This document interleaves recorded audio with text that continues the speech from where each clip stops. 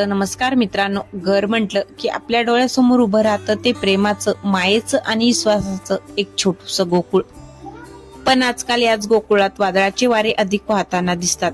Social media उघडला की कोणाशी गप्पा मारल्या तर एक विषय नेहमी चर्चेत असतो, तो म्हणजे सासू आणि सून. घर तुटायला नेमकं कारणीभूत कोण असतं? सासूचा जुनाट स्वभाव की सुनेची आधुनिक विचारसरणी?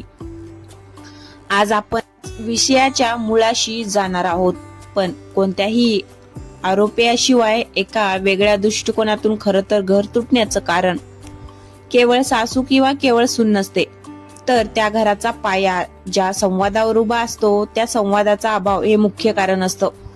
जेव्हा एक मुलगी सून म्हणून घरात येते तेव्हा ती फक्त एका माणसाशी लग्न करून येत नाही, तर ती एका पूर्णपणे वेगळ्या संस्कृतीशी, सवयीशी आणि माणसांशी जोडली जाते.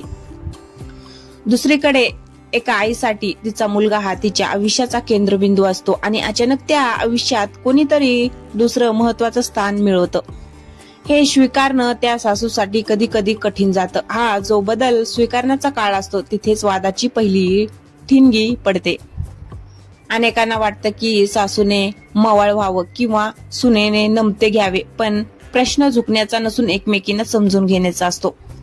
सासू जेव्हा सुनेला आपल्या घराची वारसदार न मानता केवळ परक्या घरची मुलगी म्हणून बघते तेव्हा भिंती उभ्या राहतात. आणि जेव्हा सून सासूला आई म्हणण्याऐवजी केवळ पतीची आई किंवा जबाबदारी म्हणून बघते तेव्हा त्या भिंती अधिक भक्कम होतात. घर तेव्हाच तुटतं जेव्हा आम्ही या शब्दाची जागा मी आणि माझं हे शब्द घेतात. यात आणखीन एक महत्वाची भूमिका असते, ती म्हणजे त्या घरातील पुरुषाची, जो एकाचा मुलगा असतो आणि दुसऱ्याचा पती. जेव्हा तो या दोन महत्वाच्या नात्यामध्ये समतोल राखण्याऐवजी एकाची बाजू घेतो किंवा दोन्ही बाजूने दुर्लक्ष करतो तेव्हा घरातील अस्वस्थता अधिक वाढते. सासूला हवी असते ती सुरक्षितता आणि सुनेला हवा असतो तो आदर. या दोन गोष्टीची जिथे कमतरता असते तिथे घर विखुरली जातात.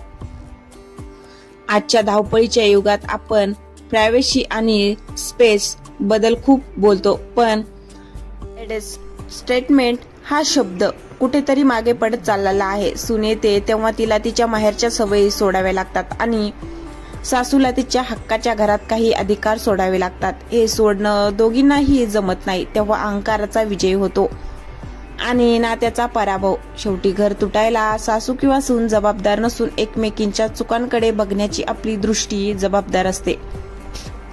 सासूने सुनेच्या चुकांकडे आपल्या लेकीच्या चुका म्हणून बघितलं आणि सुनेने सासूच्या शब्दाकडे अनुभवाचे बोल म्हणून बघितलं तर कोणतंही घर कधीच तुटणार नाही. घर ही एक वीण असते जी दोन्ही बाजूंनी सारखीच ओढावी लागते. एका बाजूने जास्त ताणली गेली की ती तुटणारच. त्यामुळे दोष कोणा एकाचा नसून बदलत्या काळासोबत न बदलणाऱ्या मानसिकतेचा असतो. घर तुटतं तेव्हा आपण नेहमी सासू किंवा सुनेकडे बोट दाखवतो, पण आपण एका महत्वाच्या व्यक्तीला विसरतो, तो म्हणजे त्या घराचा मुलगा आणि त्या स्त्रीचा पती. सासू सुनेच्या वादात या माणसाची भूमिका नेमकी काय असते? तो आग विझवतो की तेल ओततो? आजच्या भागात आपण याच सँडविच झालेल्या पुरुषाच्या भूमिकेबद्दल बोलणार आहोत. खरं सांगायचं तर सासू आणि सुनेच्या वादात घर तेव्हाच तुटतं जेव्हा पुरुष आपला तोल गमावतो. आईला वाटतं माझ्या मुलाने माझं ऐकावं कारण मी त्याला जन्म दिलाय, आणि पत्नीला वाटतं माझ्या पतीने माझी साथ द्यावी कारण मी त्याच्यासाठी माहेर सोडले. इथेच खरी कसरत सुरू होते. अनेकदा पुरुष काय करतात, एकतर ते पूर्णपणे आईची बाजू घेतात किंवा पत्नीच्या मागे उभे राहतात. जेव्हा तो एकाची बाजू घेते तेव्हा दुसरी व्यक्ती असुरक्षित होते आणि तिथूनच घराच्या भिंतींना तडे जायला सुरुवात होते. घर तुटण्याचं एक मुख्य कारण म्हणजे पुरुषाचा संवादहीनपणा. अनेक पुरुष घरातले वाद पाहून सरळ बाहेर निघून जातात किंवा मला यात पाडू नका असं म्हणून हात झटकतात. पण लक्षात घ्या, तुम्ही त्या दोन नात्यांमधला पूल आहात. जर पूलच डळमळीत असेल तर दोन काठ कधीच एकत्र येऊ शकणार नाहीत. आईला समजावणं की सून नवीन आहे तिला वेळ द्या आणि पत्नीला सांगणं की आईचा स्वभाव जुना आहे तिला सन्मान द्या. हे समतुलन ज्याला जमतं त्याचं घर कधीच तुटत नाही. जेव्हा पुरुष न्यायाधीश न बनता मध्यस्थ बनतो तेव्हा सासू सुनेचं नातं सुसह्य होतं. पण दुर्दैवाने अनेकदा अहंकार किंवा अज्ञानामुळे पुरुष एका बाजूला झुकतो आणि हसत खेळत घर कोर्टाच्या पायरीवर किंवा वेगळ्या बिहारडावर येऊन थांबतं. तर मित्रांनो, घर वाचवणं ही फक्त स्त्रियांची जबाबदारी नाही. पुरुष म्हणून तुम्ही किती समजूतदार आहात यावर घराचं भवितव्य अवलंबून असतं. तुम्हाला काय वाटतं, पुरुषाने कोणाची बाजू घ्यावी? कमेंटमध्ये नक्की सांगा. सोशल मीडिया आणि दिखाऊ जग. आजच्या काळात घर तुटण्याचं एक नवं आणि भयानक कारण समोर येतंय, ते म्हणजे सोशल मीडिया आणि दुसऱ्याच्या सुखी संसाराशी केलेली तुलना. पूर्वी वाद 4 भिंतीच्या आत असायचे, पण आता ते व्हॉट्सअप स्टेटस आणि फेसबुक पोस्ट पर्यंत पोहोचलेत. सासू सुनेच्या वादात हे आधुनिक जग कसं आग लावतंय तेच आज आपण पाहणार आहोत. आजकाल आपण स्वतःच्या घरापेक्षा दुसऱ्यांच्या घरात काय चाललंय यात जास्त रस घेतो. इंस्टाग्रामवर एखादी मैत्रीण आपल्या सासूसोबत फिरतानाचा फोटो टाकते आणि इकडे घरी सून विचार करते, माझी सासू अशी का नाही? किंवा सासू दुसऱ्याच्या सुनेचं कौतुक फेसबुकवर पाहते आणि आपल्या सुनेवर टीका करायला सुरुवात करते. ही तुलना घराला वाळवीसारखी पोखरते. घर तुटण्याचं कारण सासू किंवा सून नसून त्यांच्या डोक्यात भरलेले दुसऱ्याचं खोटं सुख हे असतं.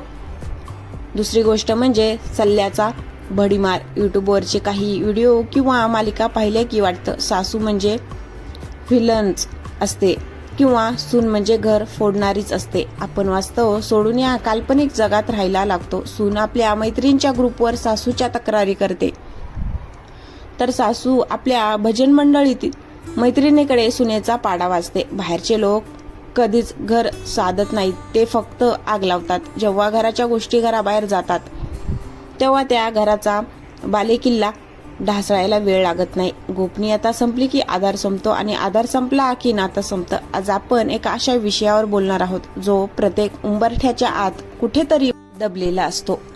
सासू आणि सून हे नातं जगातील सर्वात जुनं आणि तितकंच नाजूक नातं आहे. पण प्रश्न असा येतो की जेव्हा एखादं हस्त खेळतं घर तुटतं तेव्हा बोट कोणाकडे दाखवावं? सासूकडे जिने घर उभं केलं की सुनेकडे जी नवीन स्वप्न घेऊन घरात आली? आज आपण कोणाची बाजू घेणार नाही, तर या नात्याचा आरसा पाहणार आहोत. बघा, घराची फाळणी कधीच एका दिवसात होत नाही. ती होते रोजच्या छोट्या छोट्या शब्दांनी, दुर्लक्षित केलेल्या भावनांनी आणि वाढलेल्या अपेक्षांनी. जेव्हा आपण म्हणतो सासू कारणीभूत आहे, तेव्हा आपण विसरतो की ती सासू सुद्धा कधी काळी सून होती. तिच्या काळात तिने जे सहन केलं किंवा ज्या शिस्तीत ती राहिली, तीच शिस्त ती आजच्या पिढीवर लादण्याचा प्रयत्न करते.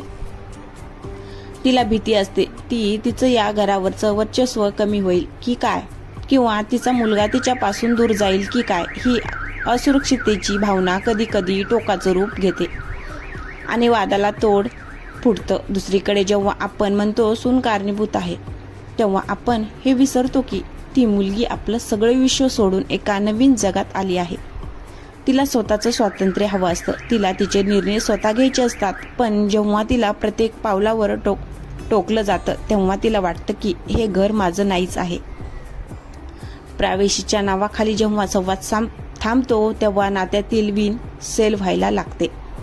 पण मित्रांनो, घर तुटण्याचं खरं कारण सासू किंवा सून हे नसून त्यांच्यातला संवाद आणि सहनशक्ती याचा अभाव हे असतं. सासूला वाटतं सुनेने माझ्यासारखं वागावं आणि सुनेला वाटतं सासूने आधुनिक व्हावं.